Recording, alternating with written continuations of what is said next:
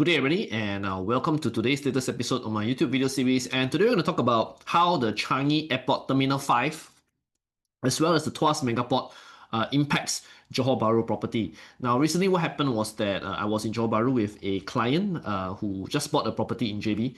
And this client has a similar profile to me. He's Malaysian, has been in Singapore for many, many years, right? Like me, more than 10 years. Already had children here, stay in Singapore for many years, work in Singapore. His children are all born here, so they become Singaporean because they grew up in Singapore. So very similar to me, lah. And because we probably share similar situations, right? We have come to similar conclusions on how this JB Singapore relationship work, especially with the upcoming RTS. So the reason why he bought this property in JB was because he was very sure that once RTS is up, right, there will be this huge demand coming in from Singapore, right? And one section of that we talk about is that this in Singapore today, there is a very large segment of the population, easily 60-70% of these people who haven't really visit JB1, right? And the reason they don't go JB is because it's difficult to travel, we understand, right? And once the RTS is up, these people are the type to see to believe, right? So they will cross to JB using the RTS, and once they find out that actually the going to JB is quite convenient or a lot more convenient than today, right, then they will start to become the believer. And this group of people, right, will create the second wave of demand, right, into Johor Bahru, right, where be for buying, shopping, tourism, buy property, things like that, right, for rental, so on and so forth. So I'm sure if many of you who watch my channel today, you are probably a believer of some sorts, right? You go to JB often, right? You could be a Singaporean who go to JB often, or you could be Malaysian working in Singapore, right? That's why you're watching my channel, so you understand this. But I'm sure among you, you know your friends, your colleagues at work, right? People that you might know, your neighbors, a lot of them maybe don't go to JB at all, or don't go JB as often as you. So these people, right, the moment RTS is come up, they are the ones that will use RTS.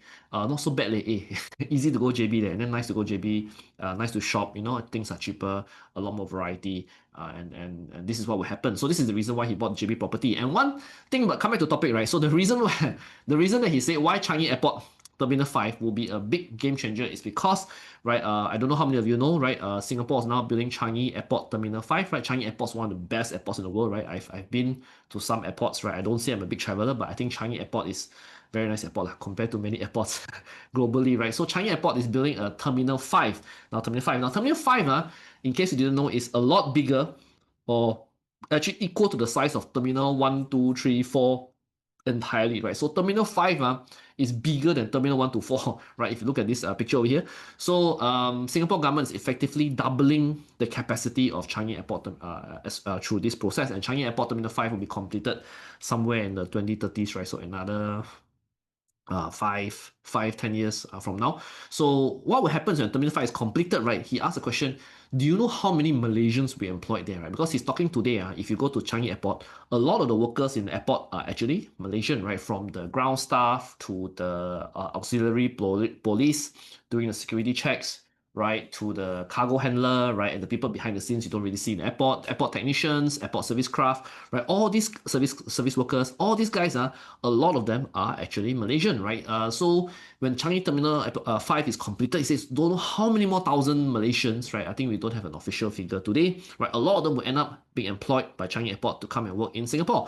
And most of these Malaysians, where would they be staying? They will definitely be staying in JB. A lot of them will be staying in JB, right? Because these are not the type where they just hired, right? Suddenly got salary 10,000 Singapore dollars, right? So a lot of them will be what we call, I won't say blue collar, but salary not so high where they can afford to buy JB Singapore property or rent Singapore property all the time. So a lot of these people will be in JB, crossing to Singapore via the RTS. So he said demand for properties in JB, right, especially those near the RTS where it's easy to get to Singapore, will go up, right? So he's very confident to buy those properties near the RTS station.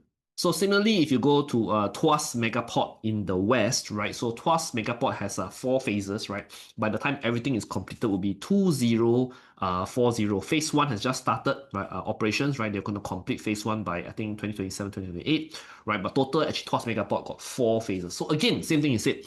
If you think about it, how many of these workers in the Tuas Megaport will be Malaysian? Say a lot, right? A lot of the cargo handlers, the logistics, the lorry drivers, all these guys are Malaysian, right? How many Singaporeans actually work this type of jobs, right? So it's a lot of them will be Malaysian workers, again, coming in through from JB, right? And they will be employed as Tuas Megaport expand over the years. So if you think about it, right, these two projects alone, these two mega projects in Singapore, right, will already drive the huge number of Malaysians employment in Singapore, right? And again, majority is Malaysians because of ABSD, because they're not citizen, right? They won't be able to buy Singapore property. Don't even talk about price. Of course, price is expensive, right? Some of them, of course, will rent in Singapore, right? Some of them will choose to rent in JB, and because of RTS, it makes it easier and feasible for them to come. We haven't even covered the other sectors in Singapore like healthcare, right? As you know, Singapore is aging. There'll be a lot of older Singaporeans in Singapore over the next 10, 15 years, right? So hospitals, right, they're hiring a lot of nurses, right? So the nurses also, if you go to hospitals in Singapore today, a lot of them are Malaysian, right? So they come from Malaysia, employed by Singapore hospitals, and they work in Singapore. We haven't even talked about other sectors like the most people will think about retail services, right? How many Malaysians are over there, right? So if you think about it, the World Bank, right? The World Bank predicts that there are actually roughly 1 million Malaysians in Singapore already, right? I've said this in earlier videos. This number is probably higher and will continue to grow. Just think about it, just driven by these two projects, these two mega projects alone. So coming back about how does this relate to Johor Bahru property, right? So in the past, there's always this discussion, or this is always ongoing discussion. Is there oversupply in JB, right?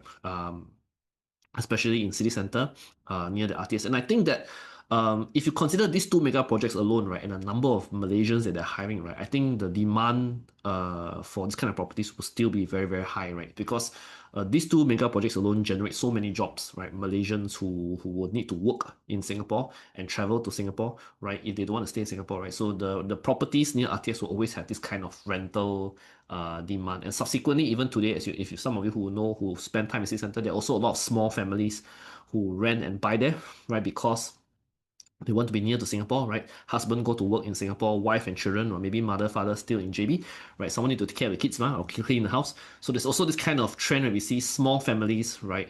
They're not necessarily Johor people. They could come from other parts of Malaysia, come and stay in Johor Bahru City Centre because one family member is working in Singapore. So JB RTS property in JB near RTS is like Singapore Light, Singapore Light, right? This group of tenants they don't compare price to KL, they don't compare price to other part of JB one. The price they're comparing to is Singapore price because their option to them is either I rent in Singapore or rent in JB. And if I rent in JB, of course I want to rent as near to work as possible, right? Some of them will rent deeper in, but a lot of them will want to rent as near as possible to Singapore. So all these properties are like, yeah, Singapore light lah, not Singapore property, but have some demand characteristic similar to Singapore property, right? Although they are Malaysia property, right? So you have to think about it this way, right? So that's why I said again, people who like to compare to other parts of Malaysia, especially compared to KL, right? I think it's a totally irrelevant comparison. And it's very, very unlikely that Singapore property price or Singapore rental price will be in the future be cheaper than JB rental price, right? That will never happen. So the JB will always be the cheaper option for those who are willing to cross the border. So in that sense, JBC Center will always have some level of minimum demand.